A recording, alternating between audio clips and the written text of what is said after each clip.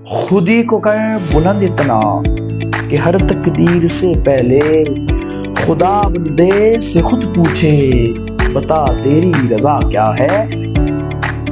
Students, कैसे हैं जी आप लोग? उम्मीद करता हूँ बिल्कुल खैर खैरियत से होंगे। अपनी पढ़ाई का जो आपका सिलसिला है बेहतरीन चल रहा होगा।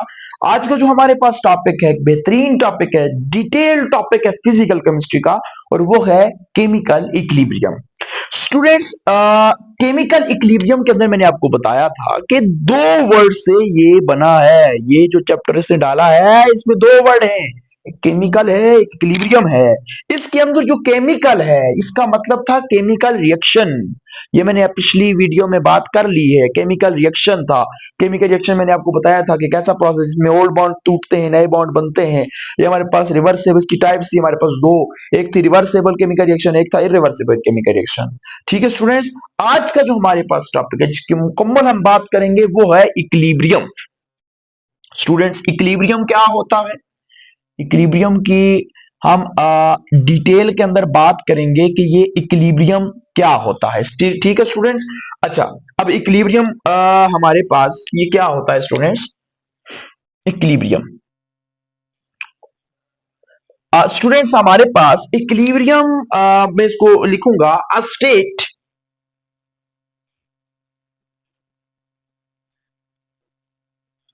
Of a system. A state of a system. System का मतलब क्या होगा बच्चों? यहाँ पे सिस्टम का मतलब आपका कोई बॉडी हो सकती है या कोई प्रोसेस हो सकता है। बॉडी या प्रोसेस को बच्चों क्या बोलते हैं? सिस्टम बोलते हैं। तो a state of a system where where opposing forces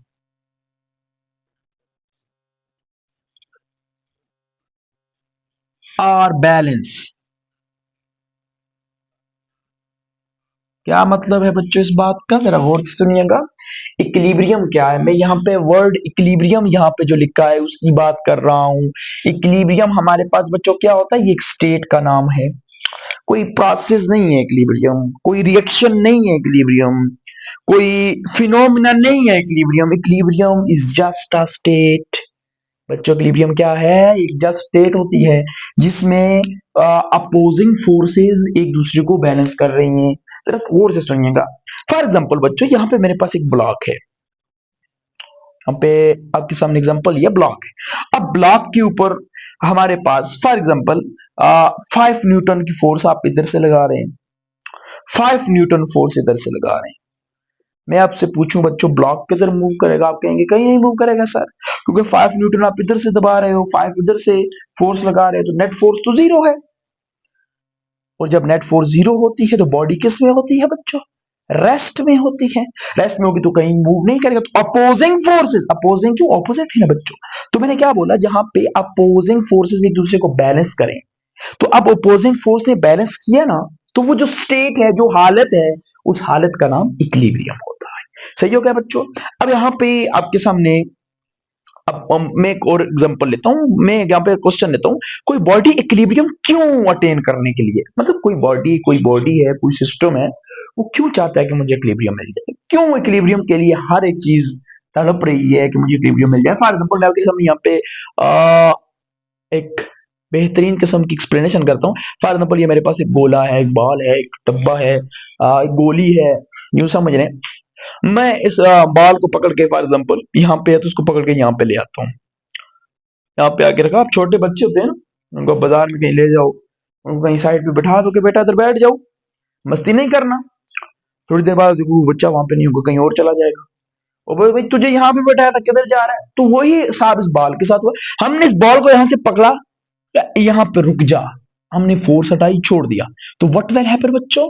आप कहेंगे सर ये बॉल वापस इस तरफ भागेगी, वापस इस तरफ भागेगी। ठीक है जी, इस तरफ कोई मसला हुआ होगा। हम ये करते हैं कि बॉल को इस साइड पे ले जाते हैं। अब इस साइड पे लाके मैंने बॉल को ना यहाँ पे छोड़ दिया। अब जैसे ही मैंने छोड़ा तो बॉल दोबारा इस साइड पे भागेगी बच्चों। अब मेरा आपसे क्वेश्चन है कि बॉल क्यों जिद कर रही है इस पोजीशन पे आने के लिए? तो आप कहेंगे इसलिए क्योंकि यहाँ पे नेट फोर्स यहाँ पे टोटल फोर्स, यहाँ पे फोर्सेस बैलेंस नहीं हो पा रही। देखिए जरा, तो जब मैं ऊपर से मैं लेकर गया ना, तो यहाँ पे ग्रेविटी का फोर्स नीचे की तरफ लगेगी, पर इसको यहाँ पे ग्रेविटी लगेगी ना जी, नीचे की तरफ इसको दबाए, यहाँ पे इसको दबा के लाएंगे, पर इसको बैलेंस करने के लिए नीचे से कोई नॉर्मल फोर्स नहीं है, तो फोर्स बैलेंस नहीं हो रही, इसलिए ये स्टेबल नहीं होगी, इसलिए ये भागेगी। ठीक हो गया बच्चों? क्यों भाग, जैसे यहाँ पे आ गई ना, यहाँ पे अगर आप गौर से देखें तो ये जो बकेट जिसके अंदर ये बाल पड़ा हुआ है, तो इसकी जो ये जो तय है, ये इसके ऊपर ऊपर की तरफ फोर्स लगा रही है, ग्रेविटी नीचे की तरफ लगा रही है, तो नेट फोर्स क्या हो रही है बच्चों? जीरो हो रही है, एक दूसरे को बैलेंस कर रहे हैं वो। जब फोर्स जीरो हो गई तो हम कहेंगे यहाँ पे क्या आ गया? इक्विलिब्रियम आ गया। अब फिर अगला सवाल वही है कि क्यों ये बॉडी तड़प रही थी इक्विलिब्रियम के लिए? क्यों? क्योंकि बच्चों, क्यों हर बॉडी इक्विलिब्रियम चाहती है? क्योंकि equilibrium is the most stable state. Stability का खाता है भाई साहब, स्टेबिलिटी के लिए ही तो इक्विलिब्रियम के लिए तड़प रही थी। हमने यहाँ पे लेके आए, ये रुक जा, फिर इधर भाग गई, इधर लेके आए, फिर इधर भाग गई, क्यों? क्योंकि यहाँ पे इक्विलिब्रियम है, और इक्विलिब्रियम मोस्ट स्टेबल स्टेट है, तो ये स्टेबल स्टेट के लिए बच्चों, स्टेबल स्टेट के लिए इधर उधर भाग रही थी। आई होप आपको ये कॉन्सेप्ट समझ आ गया होगा। तो इक्विलिब्रियम क्या है? एक स्टेट है, एक स्टेट है किसी बॉडी की या किसी प्रोसेस की। ठीक हो गया बच्चों? जहां पे अपोजिंग फोर्स बैलेंस हो जाती है, जब अपोजिंग फोर्स बैलेंस हो जाती है उसको इक्विलिब्रियम बोलते हैं। सिंपली आप इक्विलिब्रियम को ये भी बोलते हैं कि इक्विलिब्रियम क्या होता है बच्चों? बैलेंसिंग होती है। यहाँ पे फोर्स, ऑपोजिट फोर्स के दरमियान क्या होती है? बैलेंसिंग होती है। सही हो गया बच्चों? अच्छा, अब हम बात करते हैं टाइप्स ऑफ इक्विलिब्रियम की। टाइप्स ऑफ इक्विलिब्रियम,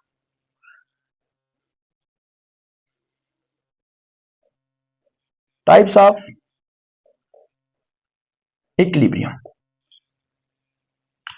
हमारे पास बच्चों बेसिकली इक्विलिब्रियम की दो टाइप्स होती हैं। एक को आप बोलते हो स्टैटिक इक्विलिब्रियम,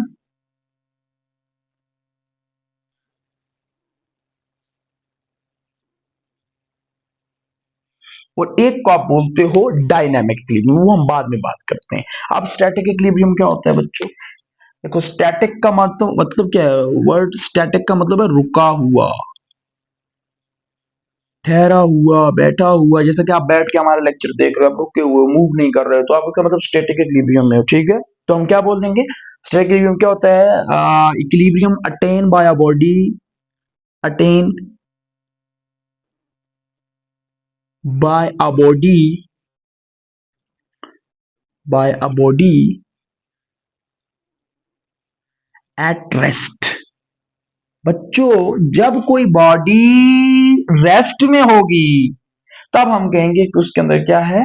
स्टैटिक इक्विलिब्रियम है। कौन सा इक्विलिब्रियम है बच्चों? Static equilibrium. अब फॉर एग्जांपल मैंने यहाँ पे जो एग्जांपल ली थी, फॉर एग्जांपल यहाँ पे मैं आपके लिए एक और एग्जांपल ले लेता हूँ। फॉर एग्जांपल एक हमारे पास ये एक टेबल है, डायग्राम का थोड़ा इशू रहेगा बच्चों, तो देख लें। यहाँ पे फॉर एग्जांपल एक बुक पड़ी हुई है, ठीक है, बुक पड़ी हुई है। अब बुक के ऊपर दो फोर्सेस हैं, एक स्टेबल इसके ऊपर फोर्स लगा रहा है, नॉर्मल वाली ऊपर की तरफ फोर्स लगा रहा है, एक ग्रेविटी लगा रही है नीचे की तरफ। अब नेट फोर्स बच्चों इसके ऊपर क्या होती है? जीरो होती है। इसी वजह से ये जो बुक है, ये हमारे पास ना तो नीचे की तरफ आ रही है ना ऊपर की तरफ जा रही है, मतलब वो टेबल के ऊपर बिल्कुल रुकी हुई है। तो हम कहेंगे कि ये बुक किस में है? रेस्ट में है। तो इसमें जो इक्विलिब्रियम है उसको क्या बोलेंगे? Static equilibrium. मतलब वो इक्विलिब्रियम जो रेस्ट की वजह से होता है बच्चों बॉडी के अंदर। सही हो गया बच्चों? अच्छा, तो स्टैटिक इक्विलिब्रियम के एग्जांपल्स की अगर मैं बात करूं तो क्या क्या एग्जांपल हो जाएंगे बच्चों? बहुत सिंपल है। स्टूडेंट ऑन चेयर, वीडियो हमारी देखते हुए, मतलब स्टूडेंट ऑन चेयर, ये इसकी एक एग्जांपल बन जाएगी ना बच्चों। स्टूडेंट ऑन चेयर, वो बैठा हुआ है, स्टेट ऑफ रेस्ट में है। इसके अलावा इसकी एग्जांपल बन जाएगी हमारे पास बुक ऑन टेबल। ठीक है, जो मतलब रेस्ट हालत में है, वो बॉडीज जो रेस्ट हालत में है, वो सारी की सारी कौन सा इक्विलिब्रियम रखेंगी? Static equilibrium. स्टैटिक इक्विलिब्रियम कौन सा इक्विलिब्रियम है? जिसमें बॉडी रेस्ट में होती है, बॉडी रेस्ट में होती है बच्चों।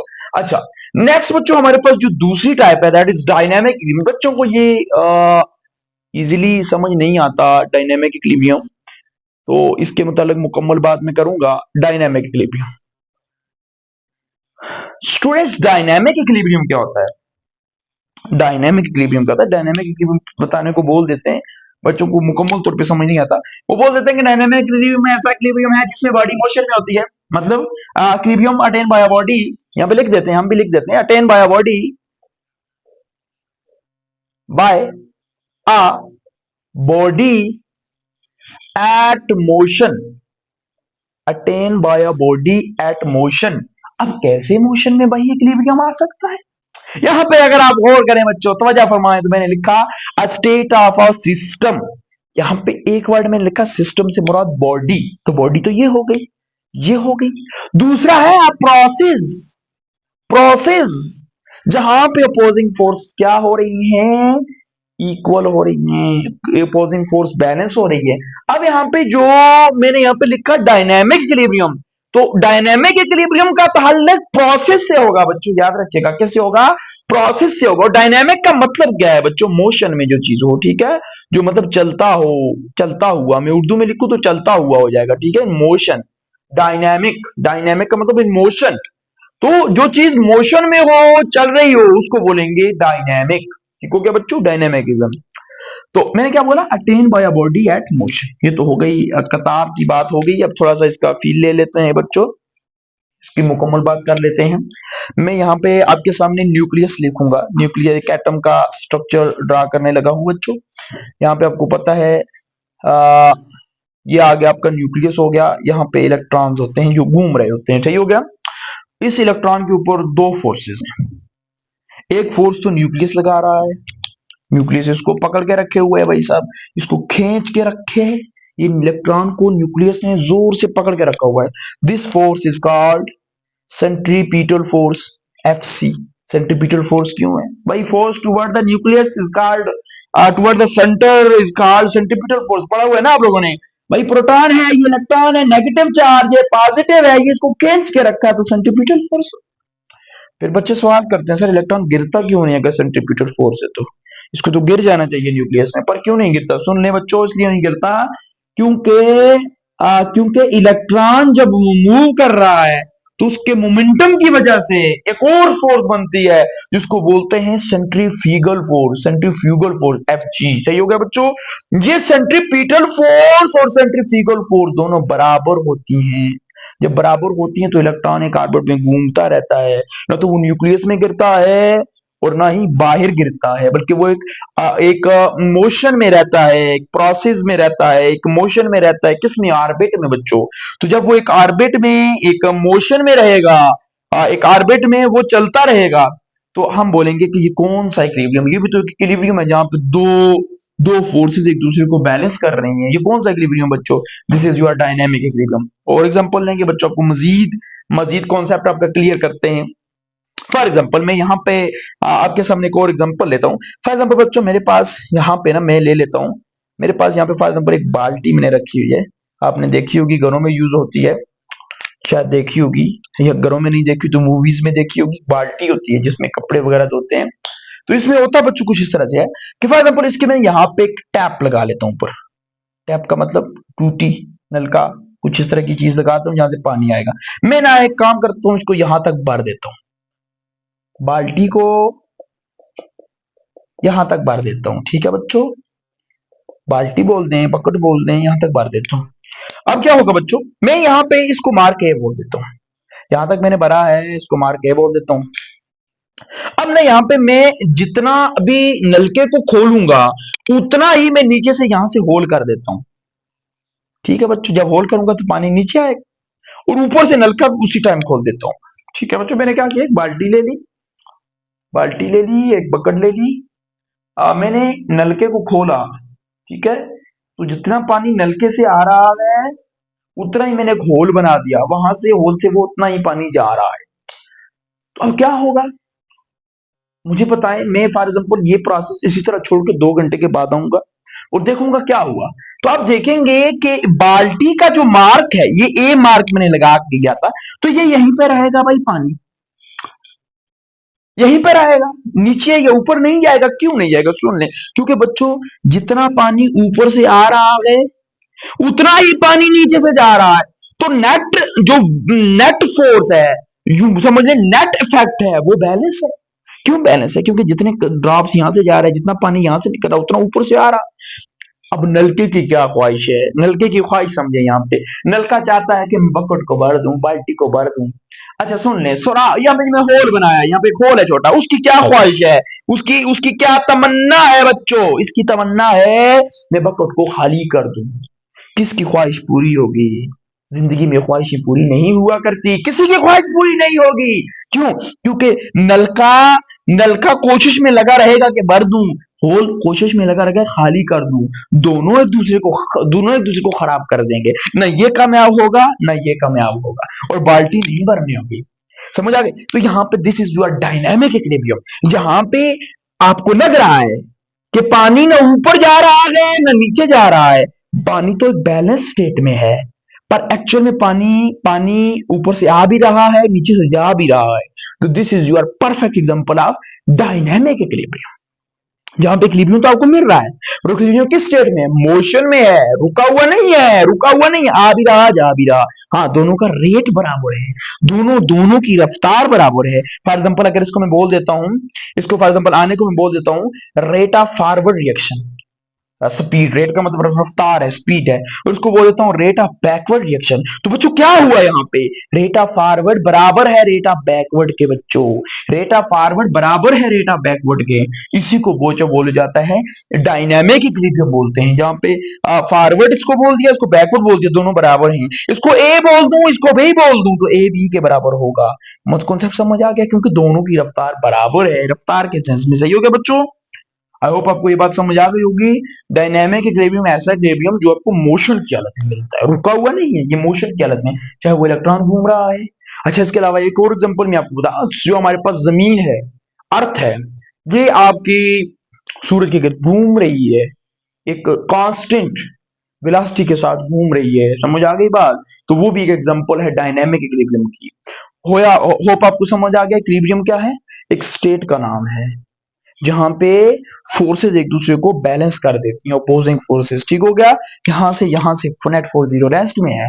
ठीक है, यहाँ पे देख लें, अब यहाँ भी समझ लें क्यों इक्विलिब्रियम हम चाहते हैं, क्यों हर एक दुनिया में हर एक चीज इक्विलिब्रियम के लिए चार लड़ रही है। Because equilibrium is the most stable state. सही हो गया? क्यों स्टेबल है? अगला सवाल भी सुन लें, क्यों स्टेबल है?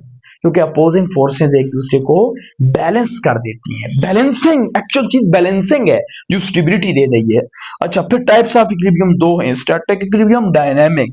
स्टैटिक वो है जो जितनी भी बॉडी रेस्ट में है वो सारी स्टैटिक इक्विलिब्रियम में है। अब हमारी वीडियो देख रहे हैं बैठ के, तो स्टैटिक इक्विलिब्रियम में। समझ आ गई बात क्या? तो attain by body at rest. सही हो गया बच्चों? फिर मैंने अगली बात की डायनेमिक की। डायनेमिक जो मोशन में, यहाँ पे बच्चे इक्विलिब्रियम को समझाने में नाकाम रहते हैं यूजुअली।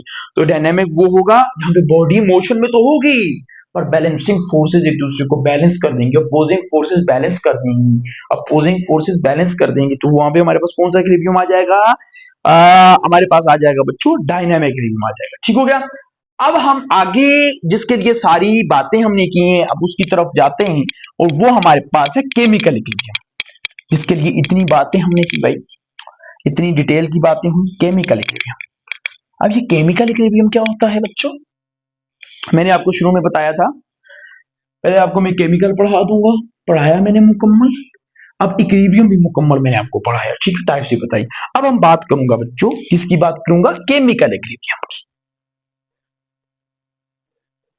बड़ा इंटरेस्टिंग टॉपिक है केमिकल इक्विलिब्रियम, बच्चों मुकम्मल सीख के जाओ केमिकल इक्विलिब्रियम। अब केमिकल इक्विलिब्रियम क्या होता है? यहाँ पे जरा गौर से सुनिएगा, ये बड़ी इंपॉर्टेंट बात यहाँ पे मैं करूंगा। पहले मैं इसके बारे में बता देता हूँ को। अब मैं केमिकल रिएक्शंस और इक्विलिब्रियम दोनों को मिला के आपको बता रहा हूँ। केमिकल केमिकल से केमिकल रिएक्शन, इक्विलिब्रियम से मुराद बैलेंसिंग, मतलब केमिकल रिएक्शन के अंदर जो बैलेंसिंग है उसकी बात कर रहे हैं। ठीक है? अच्छा, ये क्या होता है जरा सुन ले बच्चों, आराम से तवज्जो से सुने। याद रखिए हमारे पास ये क्या होता है? It is the state of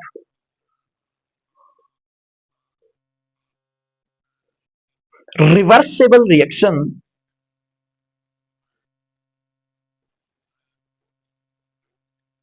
where rate of forward reaction become equal to rate of backward reaction। इतनी बड़ी बात तो नहीं की मैंने, छोटी सी डिफिनेशन लिखवाई है, एक्सप्लेनेशन भी आपको मिलेगी, डोंट वरी। मैंने ये बोला है कि इक्विलिब्रियम एक केमिकल इक्विलिब्रियम एक स्टेट का नाम है। बच्चों सुन लो, केमिकल रिएक्शन में इन्वॉल्व मत करो इसको, केमिकल रिएक्शन अलग टॉपिक है बेटा। केमिकल इक्विलिब्रियम कोई रिएक्शन का नाम नहीं है, केमिकल इक्विलिब्रियम कोई प्रोसेस का नाम नहीं है, केमिकल इक्विलिब्रियम किसी फिनोमेना का नाम नहीं है, केमिकल इक्विलिब्रियम एक स्टेट का नाम है। सबसे पहले तो ये बात क्लियर करें, केमिकल इक्विलिब्रियम एक स्टेट का नाम है। कौन से रिएक्शन की स्टेट का नाम है? रिवर्सिबल रिएक्शन की स्टेट का नाम है। एक स्टेट का नाम है और वो कौन से रिएक्शन की स्टेट है? रिवर्सिबल रिएक्शन की स्टेट है। और वहां पे क्या होना जरूरी है, यहाँ पे सुन ले, यहाँ पे फॉरवर्ड रिएक्शन और बैकवर्ड रिएक्शन बराबर होनी जरूरी है। मतलब मैं आपको बता रहा हूं, सुने, केमिकल इक्विलिब्रियम की बात वहां पे करेंगे जहां पे सबसे पहले तो रिवर्सिबल रिएक्शन हो। ठीक हो गया सर, ये रिवर्सिबल रिएक्शन को निकाल दिया हमने, रिवर्सिबल रिएक्शन हो। दूसरी बात, यहाँ पे रेट ऑफ फॉरवर्ड रिएक्शन और रेट ऑफ बैकवर्ड रिएक्शन क्या होनी चाहिए? बराबर होनी चाहिए बच्चों। ये दो बातें होंगी तो वहां पे ये वाली स्टेट आ जाएगी। जब स्टेट आ जाएगी तो वही इक्विलिब्रियम है। अब जरा मजीद इसको एक्सप्लेन करूंगा, डोंट वरी बच्चों। चलें अब जरा गौर से यहाँ पे गौर रखिए। यहाँ पे मैं लिखता हूं रिएक्टेंट गिव्स यू प्रोडक्ट। क्या यहाँ पे केमिकल इक्विलिब्रियम होगा? आराम से सोच के बताएं, यहाँ पे केमिकल इक्विलिब्रियम होगा? तो आप बोलेंगे, आज सोच लें बच्चों, तो आप बोलेंगे यहाँ पे केमिकल इक्विलिब्रियम होगा नहीं होगा? तो मैंने बोला दो कंडीशन होनी चाहिए। एक तो आपके पास रिवर्सिबल रिएक्शन होनी चाहिए। क्या रिवर्सिबल रिएक्शन है? नो, रिवर्सिबल रिएक्शन नहीं है। जब रिवर्सिबल रिएक्शन नहीं तो बैकवर्ड रिएक्शन नहीं होगा। तो इसका मतलब दूसरी कंडीशन, क्या यहाँ पे रेट बराबर है बच्चों? क्या यहाँ पे रेट बराबर है? तो आंसर है कोई रेट की बात, क्या बैकवर्ड है ही नहीं तो बराबर कहां से होंगे बच्चों? तो यहाँ पे फिर इसका मतलब इक्विलिब्रियम इक्विलिब्रियम नहीं हो सकता। ठीक हो गया। अगली बात करते हैं। तो जब बना के रखें यहाँ पे इक्विलिब्रियम क्यों नहीं होगा बच्चों? क्योंकि रिवर्सिबल रिएक्शन नहीं है। और भाई रिवर्सिबल रिएक्शन की कंडीशन है केमिकल इक्विलिब्रियम की। दूसरा रेट बराबर नहीं है, फॉरवर्ड तो है, बैकवर्ड रेट ही नहीं है, तो बराबर कहां से होंगे? दूसरी कंडीशन, दूसरी बात में दूसरा, आप दूसरा क्वेश्चन लेता हूं मैं कहता हूं ये रिएक्टेंट है, ये मिलके बना रहे हैं प्रोडक्ट, प्रोडक्ट दोबारा रिएक्टेंट बना रहे हैं। क्या ये रिवर्सिबल रिएक्शन है? आंसर जवाब आना चाहिए बच्चों, yes sir it is a reversible reaction. क्यों रिवर्सिबल रिएक्शन है? क्योंकि यहाँ पे फॉरवर्ड रिएक्शन भी है, बैकवर्ड भी है। ठीक हो गया। क्या यहाँ पे इक्विलिब्रियम होगा? तो आंसर है इक्विलिब्रियम नहीं होगा। क्यों नहीं होगा? क्योंकि यहाँ पे रेट ऑफ, ये this is your rate of forward, this is your rate of backward. क्योंकि यहाँ पे रेट ऑफ फॉरवर्ड और रेट ऑफ बैकवर्ड बराबर नहीं है, बल्कि रेट ऑफ फॉरवर्ड ज्यादा है, रेट ऑफ बैकवर्ड कम है, यहाँ पे इक्विलिब्रियम नहीं आएगा। ठीक है बच्चों, चलो तीसरी कंडीशन लेते हैं। क्या यहाँ पे बच्चों इक्विलिब्रियम होगा? सोच के बताइएगा बच्चों, क्या यहाँ पे इक्विलिब्रियम होगा? तो सबसे पहले क्या रिवर्सिबल रिएक्शन है?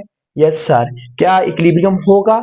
No sir. क्यों? क्योंकि यहाँ पे this is your rate of forward, यहाँ पे रेट ऑफ बैकवर्ड। तो आप बोलेंगे सर यहाँ पे ये मसला बन गया है कि रेट ऑफ फॉरवर्ड और रेट ऑफ बैकवर्ड बराबर नहीं है, बल्कि rate of backward is greater than rate of forward. और यहाँ पे लिख सकते हो भाई लिखने को कि rate of forward is greater than rate of backward. समझ आ रही है? बड़ा क्यों है?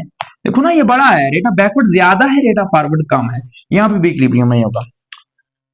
अब बच्चों अगली कंडीशन, जब रेट, ये this is your rate of forward, this is your rate of backward, क्या यहाँ पे इक्विलिब्रियम होगा? जो बोलना चाह रहे हो बोल दो बच्चों। यहाँ पे रिवर्सिबल रिएक्शन भी है एकदम बेहतरीन किस्म का, यहाँ पे इक्विलिब्रियम भी होगा एकदम बेहतरीन। क्यों? क्योंकि this is your rate of forward, this is your rate of backward, और रेट ऑफ फॉरवर्ड और rate of backward, rate of forward और रेट ऑफ बैकवर्ड दोनों क्या है बच्चों? 100% बराबर है। जितना रेट ऑफ फॉरवर्ड जा रहा है इतना ही रेट ऑफ बैकवर्ड जा रहा है, दोनों बराबर होंगे। और भाई जब दोनों बराबर होंगे और रिवर्सिबल रिएक्शन होगा तो यहाँ पे इक्विलिब्रियम आ जाएगा। सही हो गया बच्चों। यहाँ पे भी नहीं होगा क्योंकि ये रिवर्सिबल रिएक्शन है। यहाँ पे भी नहीं होगा, बेशक रिवर्सिबल है पर रेट बराबर नहीं है। रेट का बराबर होना तो मस्ट है, ये प्रोसेस है ना बच्चों। समझ आ रही है बात? अच्छा अगली बात सुने, यहाँ पे रिएक्टेंट प्रोडक्ट तो बना रहे हैं, प्रोडक्ट रिएक्शन भी बना रहे हैं, पर रेट ऑफ बैकवर्ड ज्यादा है, फॉरवर्ड कम है। यहाँ पे दोनों रेट बराबर थे और रिवर्सेबल रिएक्शन भी है। This is your representation of perfect equilibrium, perfect chemical equilibrium. Hope आपको ये बात मुकम्मल बेहतरीन समझ आई होगी बच्चों कि यहाँ पे मैंने क्या बात की। सही हो गया बच्चों। अच्छा, फिर आपसे बच्चों सवाल होता है, केमिकल इक्विलिब्रियम डायनेमिक इक्विलिब्रियम है कि स्टैटिक इक्विलिब्रियम है? अब यहाँ पे और सुनिएगा, रिएक्टेंट प्रोडक्ट बना रहे हैं, प्रोडक्ट दोबारा रिएक्टेंट बना रहे हैं और ये कंटिन्यूअसली चल रहा है ये काम, ऐसा नहीं है कि हो गया खत्म हो गया। For example reactant 5 mole product बना रहे हैं तो प्रोडक्ट दोबारा से 5 मोल रिएक्टेंट बना देते हैं। मतलब क्या, मतलब क्या, मतलब ये है कि ये काम लगा हुआ है भाई, एक लूप बना ले, लगा हुआ है एक लूप, समझ रहे हो? यहाँ से शुरू किया, फिर वहां पे पहुंच, यहाँ पे शुरू किया, यहाँ पे शुरू, यहाँ पे शुरू, वहां पे फिर दोबारा से शुरू, मतलब ये काम तो कंटिन्यूअसली लगा रहेगा। क्या सारी जिंदगी लगा रहेगा? हाँ लगा रहेगा, अगर कोई एक्सटर्नल चेंजिंग ना की जाए। समझ आ गई? तो ये डायनेमिक इक्विलिब्रियम होता है। कौन? Chemical equilibrium. सही हो गया बच्चों। होप आपको ये बात समझ आ गई होगी। यहाँ पे एक बात और भी यहाँ पे याद कर लें कि जो डायनेमिक इक्विलिब्रियम होता है, जो वेपर प्रेशर आपने पढ़ा होगा, वेपर प्रेशर बाजू का एमसीक्यूज आते हैं। वेपर प्रेशर में इक्विलिब्रियम होता है ना, आपको पता है कि यहाँ पे रेट ऑफ एवापोरेशन और रेट ऑफ कंडेंसेशन बराबर होता है। ठीक है, एवापोरेशन और कंडेंसेशन जब बराबर होता है तो उस वक्त जो प्रेशर लगता है उसको वेपर प्रेशर बोलते हैं ना। तो एमसीक्यूज होता है कि vapour pressure is the example of static equilibrium, dynamic equilibrium. याद रखें, vapour pressure is the example of dynamic equilibrium. ठीक है, ये बात आप अपने पास नोट कर लें भाई, डेटा है नोट कर लो, एमसीक्यूज आएगा फिर कहां से सॉल्व करोगे, इंपॉर्टेंट एमसीक्यूज हो सकता है। कई बार पूछा भी है उसने कि वेपर प्रेशर कौन सा इक्विलिब्रियम है, स्टैटिक के डायनामिक? तो डायनामिक इक्विलिब्रियम भाई, एवापोरेशन हो रही है, कंडेंसेशन, एवापोरेशन कंडेंसेशन, तो ये प्रोसेस चल रहा है, रुका हुआ नहीं है। समझ आ गई बात? तो ये किसकी एग्जांपल है? डायनेमिक इक्विलिब्रियम की है। अब बच्चों नेक्स्ट चलते हैं कैरेक्टरिस्टिक्स ऑफ केमिकल इक्विलिब्रियम। तो ये था हमारे पास बच्चों केमिकल इक्विलिब्रियम, जहां पे क्या है, एक ऐसी स्टेट का नाम है जहां पे रेट ऑफ फॉरवर्ड रिएक्शन और रेट ऑफ बैकवर्ड रिएक्शन बराबर हो जाते हैं। इस स्टेट को हम केमिकल इक्विलिब्रियम बोलते हैं और ये सिर्फ और सिर्फ रिवर्सिबल रिएक्शन में देखने को मिलेगा। ठीक है बच्चों। अच्छा, अब हम आगे बात करते हैं कि केमिकल इक्विलिब्रियम के अंदर कौन कौन से कैरेक्टरिस्टिक्स हैं। ये आपको बताने का मकसद ये है कि यहां से आपके इंपॉर्टेंट एमसीक्यूज आते हैं और ताकि आप लोग इसके एमसीक्यू सॉल्व कर लो। ठीक है बच्चों, इसके एमसीक्यूज के लिए आपको मैं यहां पे बता रहा हूं characteristics of chemical equilibrium. Heading बनाए बच्चों, characteristics of chemical equilibrium. Characteristics of chemical equilibrium, कौन कौन से कैरेक्टरिस्टिक्स होते हैं यहाँ पे वन बाय वन सारे डिस्कस करेंगे। सबसे पहला, केमिकल इक्विलिब्रियम एक स्टेट है, इट इज अ स्टेट। बात होगी, प्रोसेस नहीं है, फिनोमेना नहीं है, रिएक्शन नहीं है, ये एक स्टेट का नाम है। ठीक हो गया। दूसरी, only attain, it is only attain in, only attain bye reversible reaction. भाई रिवर्सिबल रिएक्शन ही ये शो करते हैं। ठीक हो गया, इरिवर्सिबल रिएक्शन में ये आपको नहीं मिलेगी। तीसरा characteristic, not by, not attain by, भाई लिख लो, अंग्रेजी तेज करो, not attain by irreversible reaction.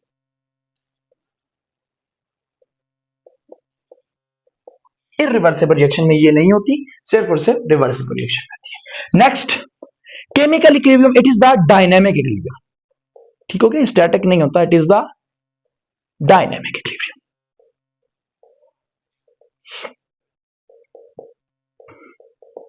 अच्छा, अगली बात करते हैं बच्चों, डायनेमिक इक्विलिब्रियम होता है ना, अभी बात मैंने मुकम्मल कर दी थी। अच्छा, याद रखिएगा कि ये सिर्फ और सिर्फ आपका क्लोज कंटेनर में होगा। ठीक है, क्लोज कंटेनर कौन है? Attain in close container, it is attain, it is attain in close container, in close container.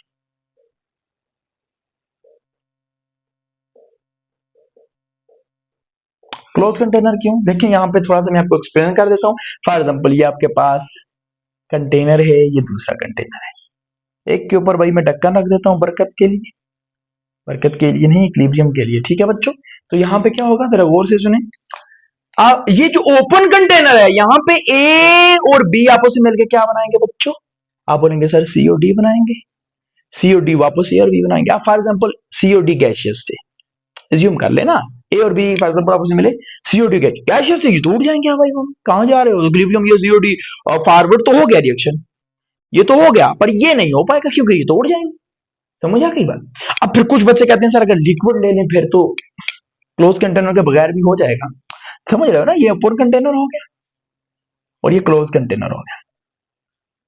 तो बच्चे फिर सवाल करते हैं कि सर यहाँ पे फिर टेन हो जाएगा ना, क्योंकि अगर लिक्विड ले लें, ये वाला लिक्विड ले लें, गैसियस ना हो, फॉर एग्जाम्पल प्रोडक्ट गैसियस। तो अब सुनने यहाँ पे भी क्या मसला होता है। फॉर एग्जाम्पल अगर ये गैस नहीं, गैस होगा तो फिर तो मुकम्मल नहीं हो सकता, क्योंकि गैस वाले रिएक्टर प्रोडक्ट उड़ जाएंगे तो इक्विलिब्रियम बन ही नहीं सकता।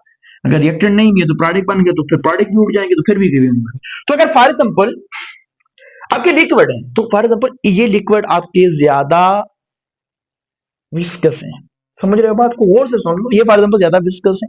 अब जाहिर है जब प्रोडक्ट बनेगा वो इतने ही विस्कस हो जरूरी थोड़ी है, मतलब जाहिर है इससे कम विस्कस होंगे, तो डेफिनेटली अगर थोड़े कम विस्कस हैं, आपको पता है कि लिक्विड के अंदर एक प्रॉपर्टी है दैट इज कॉल्ड एवापोरेशन, जो हर टेम्परेचर पे होती है, और वही एवापोरेट हो जाएंगे ना बीच में से, एवापोरेट होंगे तो सीओडी वापस एयर भी नहीं बना पाएंगे, बेशक लिक्विड हो लेकिन एवापोरेशन तो हो पाएगी। तो परफेक्ट चीज क्या है, डब्बे को बंद करो भाई, डब्बा बंद होगा, बेहतरीन इक्विलिब्रियम बनेगा भाई, बेहतरीन इक्विलिब्रियम, डेटा फॉरवर्ड भी बनेगा, डेटा बैकवर्ड भी बनेगा, और इक्विलिब्रियम भी एक परफेक्ट इक्विलिब्रियम बनेगा, बेहतरीन इक्विलिब्रियम बनेगा। सही हो गया बच्चों, चले नेक्स्ट। जरा गौर से तवज्जो सुनिए बच्चों। At the concentration of reactant and product, the concentration of reactant and product at equilibrium point.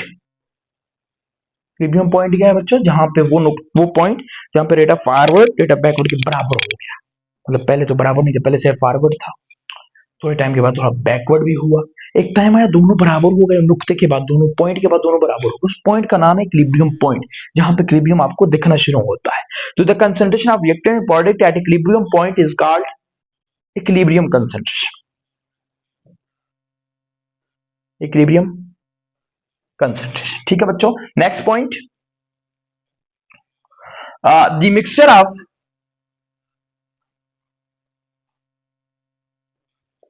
reactant and product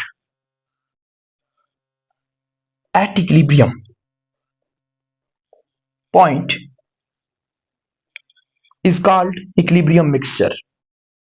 बच्चों ये एमसीक्यूज होता है आपका, बाज़ वाइवा वगैरह में पूछ लेता है कि इक्विलिब्रियम मिक्सचर क्या होता है, बोर्ड में भी शॉर्ट क्वेश्चन में आ जाता है, डिफाइन इक्विलिब्रियम मिक्सचर। बच्चे कंफ्यूज रहते हैं, इक्विलिब्रियम मिक्सचर समझ आ गया, रिएक्टेंट और प्रोडक्ट का जो मिक्सचर होता है ना इक्विलिब्रियम पॉइंट पे, उस मिक्सचर का नाम इक्विलिब्रियम मिक्सचर होता है। ठीक है बच्चों, नेक्स्ट पॉइंट इंपॉर्टेंट पॉइंट आ गया, वो ये कि at equilibrium point, at equilibrium, equilibrium का मतलब केमिकल इक्विलिब्रियम। ठीक है बच्चों, at equilibrium point the concentration of reactant and product, the concentration of reactant and product become constant। मजे की बात कर डाली बच्चों मैंने, बहुत मजे की, इंपॉर्टेंट। कुछ लोग कहते हैं कि concentration of reactant and product become equal, गलत है भाई वो बात।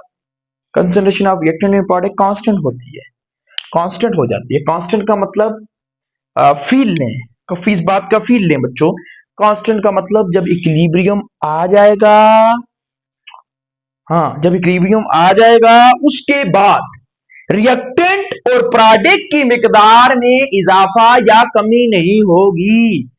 सुन ले, अब इस पॉइंट को फील ले बच्चों, सुन ले। फॉर एग्जांपल मैं कहता हूं रिएक्टेंट मिलके क्या बनाते हैं, प्रोडक्ट बनाते हैं, प्रोडक्ट दोबारा क्या बनाएंगे, रिएक्टेंट बनाएंगे। अब जरा गौर से सुनिएगा, तवज्जो फरमाइएगा। मैं कहता हूं फॉर एग्जांपल इसका शुरू में 40 ग्राम था, 40 ग्राम था, इसको मैं फिलहाल काट देता हूँ, सिर्फ फॉरवर्ड था शो में। पहले ये फॉर एग्जाम्पल 0 था ही नहीं, फिर ये 5 ग्राम हुआ, 10 ग्राम हुआ, 20 ग्राम हुआ। फॉर एग्जाम्पल मैं कहता हूँ कि ये फॉर एग्जाम्पल 15 ग्राम बना, और इसका बैकवर्ड का जो, this is your rate of forward, this is your rate of backward. तो फॉर एग्जाम्पल इसकी कंसंट्रेशन जब 40 ग्राम थी, इसकी 15 ग्राम थी, तो उस वक्त इन दोनों के दरमियान क्या आ गया, इक्विलिब्रियम आ गया, मतलब दोनों की रफ्तार बराबर होगी, आगे जाने और पीछे जाने की। जब दोनों की रफ्तार बराबर होगी तो क्या क्या अब फॉर एग्जाम्पल जब इक्विलिब्रियम पॉइंट आया तो इसकी मिकदार पीछे फॉर एग्जाम्पल रह गई, फॉर एग्जाम्पल मैं इज्यूम कर लेता हूँ, फॉर एग्जाम्पल इसकी रह गई फॉर एग्जाम्पल 25 ग्राम रह गई, ठीक है।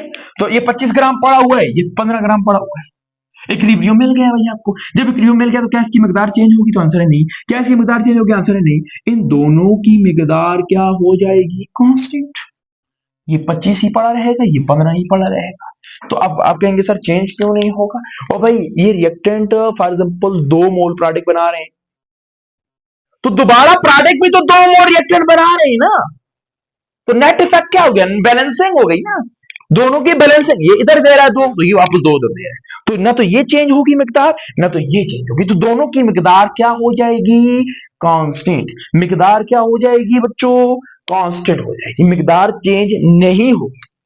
कांस्टेंट का मतलब ये है कि अब सारी जिंदगी ये 25 ही रहेगी, ये 15 ही रहेगी, अगर कोई एक्सटर्नल फैक्टर ना लाओ तो, मतलब ये कभी चेंज नहीं होगी। कांस्टेंट का मतलब क्या है, जो चेंज ना हो ना, तो ये चेंज नहीं होगी। समझ आ गई बच्चों। तो इक्विलिब्रियम पॉइंट के बाद, इक्विलिब्रियम के पॉइंट के बाद कंसंट्रेशन क्या हो जाती है, कांस्टेंट हो जाती है। At equilibrium point concentration of reactant and product become constant. समझ आ गई बच्चों, कांस्टेंट हो जाती है, चेंज नहीं होती। अगला point, at equilibrium, simple point है भाई, वो तो आपको पहले ही बताया कि रेट ऑफ फॉरवर्ड और रेट ऑफ बैकवर्ड क्या होते हैं, बराबर होते हैं, ठीक है। नेक्स्ट क्या है, नेक्स्ट ये है कि in at equilibrium, at equilibrium state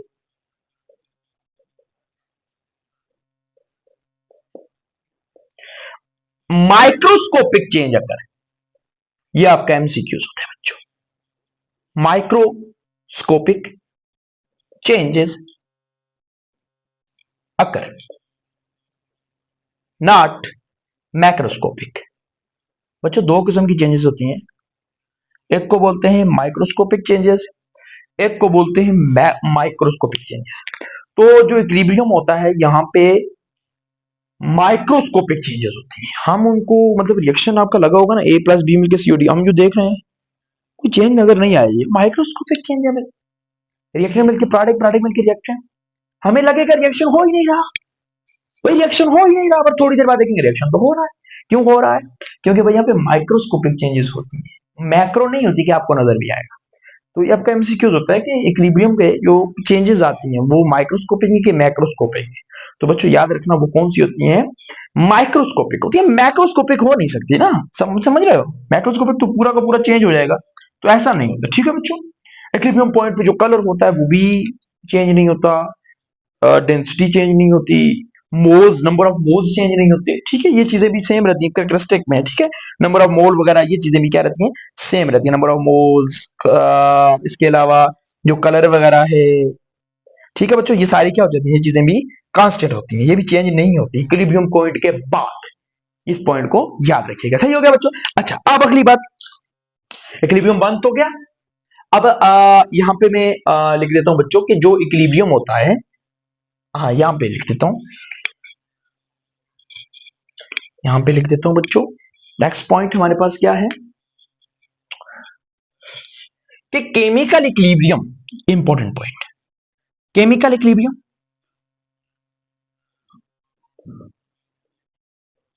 is affected by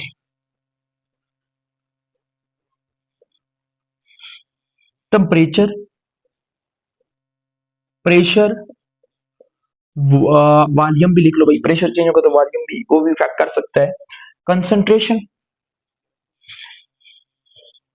accept, मतलब क्या, chemical equilibrium is affected by temperature, pressure, volume, concentration, except except कौन सा फैक्टर जो इफेक्ट नहीं करता, that is catalyst. Very important बच्चों आपका एमसीक्यूज। केमिकल इक्विलिब्रियम को कौन सी चीज इफेक्ट नहीं करती, वो है कैटलिस्ट। कैटलिस्ट क्या करता है, जहां पे मैं आपको कैटलिस्ट का यूज बताता हूँ। फॉर एग्जांपल ये रिएक्टेंट थे, इन्होंने प्रोडक्ट बनाया, प्रोडक्ट ने दोबारा रिएक्टेंट बनाया, तो इक्विलिब्रियम आ गया। फॉर एग्जांपल हमें 30 मिनट लग गए, ये सारी चीजें करने में 30 मिनट, मतलब इक्विलिब्रियम मिलने में 30 मिनट लग गए। जब कैटलिस्ट डालेंगे ना, तो यही काम 10 मिनट में हो जाएगा। मतलब कैटलिस्ट ने क्या किया, रेट को बढ़ा दिया, रफ्तार को बढ़ा दिया। ये आपका एमसीक्यूज होता है कि कैटलिस्ट कौन सी रफ्तार को बढ़ाता है, रेट ऑफ फॉरवर्ड को क्या रेट ऑफ बैकवर्ड को, भाई दोनों को बढ़ा देगा।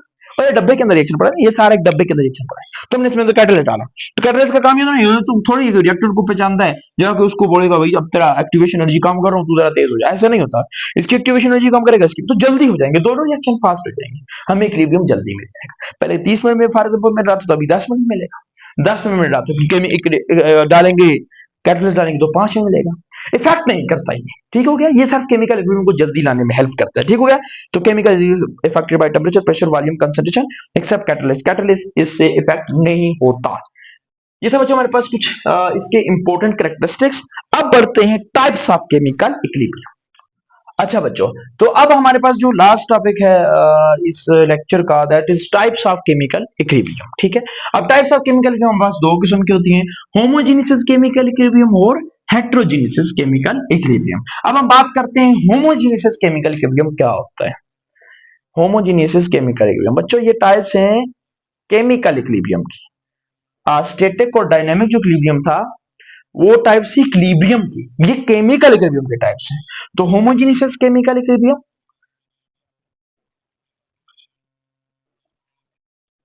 क्या होता है, देखें बच्चों, यहां पे दो वर्ड हैं। होमो का मतलब क्या होता है, सेम, जीनियस का मतलब होता है कंपोजिशन। तो सेम कंपोजिशन भाई, अब सेम कंपोजिशन किस सेंस में बोल रहे हैं बताता हूं मैं आपको। होमोजेनियस केमिकल इक्विलिब्रियम ऐसा इक्विलिब्रियम होता है where all reactant and product, all reactant and product are in same physical state. बच्चों जहां पे तमाम रिएक्टेंट और प्रोडक्ट क्या हो, सेम फिजिकल स्टेट में हो। क्या मतलब रिएक्टेंट और जो प्रोडक्ट हैं, रिएक्टेंट एंड प्रोडक्ट ये सेम फेज में होने चाहिए। सिंपल मतलब सिंगल फेज होना चाहिए। सेम फेज का मतलब क्या है बच्चों, सिंगल फेज होना चाहिए। अब सिंगल फेज का मतलब क्या, एग्जांपल यहां पे देखेंगे तो आपको मजीद क्लैरिटी आएगी, ठीक है। वेट करें, N2 प्लस O2, आप N2 गैस में है, O2 भी गैस फेज में है, ठीक है। जब ये रिएक्शन करेंगे तो ये बनाएंगे 2NO, ये भी किस में होता है बच्चों, गैस में होता है। तो यहाँ पे रिएक्टेंट है, ये वाले क्या है बच्चों, रिएक्टेंट है, ये वाले क्या है, प्रोडक्ट है। तो रिएक्टेंट और प्रोडक्ट दोनों किस में है बच्चों, गैसियस फेज में है। तो सिंगल फेज हुआ भाई, सेम फेज हुआ। तो इसमें जो इक्विलिब्रियम बनेगा उसको होमोजेनियस इक्विलिब्रियम बोलेंगे। अब एक और एग्जांपल भी ले लो भाई, और एग्जांपल बहुत सारे एग्जांपल है। For example N2 plus, for example N2O4 है, ये टूटेगा तो क्या बनाएगा 2NO2, ये भी गैस है, ये भी गैस है। This is also the example of homogeneous chemical equilibrium. दूसरी टाइप बच्चों हमारे पास होती है हेटेरोजेनियस केमिकल इक्विलिब्रियम। छोटी छोटी चीजें हैं, हेटेरोजेनियस केमिकल इक्विलिब्रियम। अब ये क्या होता है बच्चों, यहाँ पे हेटेरो का मतलब क्या होता है, पता है बच्चों आपको, डिफरेंट, मुख्तलिफ चीजों को हेटेरो बोलते हैं। जीनियस का मतलब कंपोजिशन हो गया, तो जहां पे सेम कंपोजिशन ना हो बल्कि डिफरेंट कंपोजिशन हो। समझ गए होंगे आप कि वेयर, लिख लें, where all reactant and product do not have same phase, do not have same phase, मतलब सेम फेज इसका ना हो, डिफरेंट फेज हो, ये भी बोल सकते हो। मतलब यहाँ पे क्या होंगे, मल्टी फेज होंगे, सिंगल फेज नहीं होगा, मल्टी फेज होंगे। आपका एमसीक्यूज होता है कि मल्टी फेज किस में होते हैं, होमोजेनियस केमिकल इक्विलिब्रियम, हेटेरो, भाई हेटेरोजेनियस केमिकल इक्विलिब्रियम सही होगा। एग्जांपल की बात करेंगे, चलो देख लो। कैल्शियम कार्बोनेट, एग्जाम्पल लिखे बेटा ऊपर, एग्जाम्पल कैल्शियम कार्बोनेट सॉलिड है, सबको पता है, जब ये टूटेगा क्या बनाएगा, कैल्शियम ऑक्साइड बनाएगा प्लस कार्बन डाइऑक्साइड बनाएगा। तो यहाँ पे देखें ये जो लेफ्ट साइड पे है ये रिएक्टेंट है और रिएक्टेंट का फेज कौन सा है, सॉलिड। यहाँ पे बच्चों देखो तो एक सॉलिड है और एक गैस है, तो मतलब एक से ज्यादा फेज है। तो जब एक से ज्यादा फेज हो, एक फेज ना हो, हम उसको बोलते हैं हेटेरोजेनेस केमिकल इक्विलिब्रियम। स्टूडेंट्स यहाँ पे हम अपने लेक्चर को करते हैं खत्म। उम्मीद करता हूँ कि आपको ये बात सारी समझ आ गई होगी और इंशाल्लाह फिर मजीद लेक्चर हमारे आएंगे जहाँ पे हम आपको इक्विलिब्रियम की मजीद बातें बताएंगे। खूब मेहनत करें, खूब स्ट्रगल करें, अपने पेरेंट्स का नाम खूब रोशन करें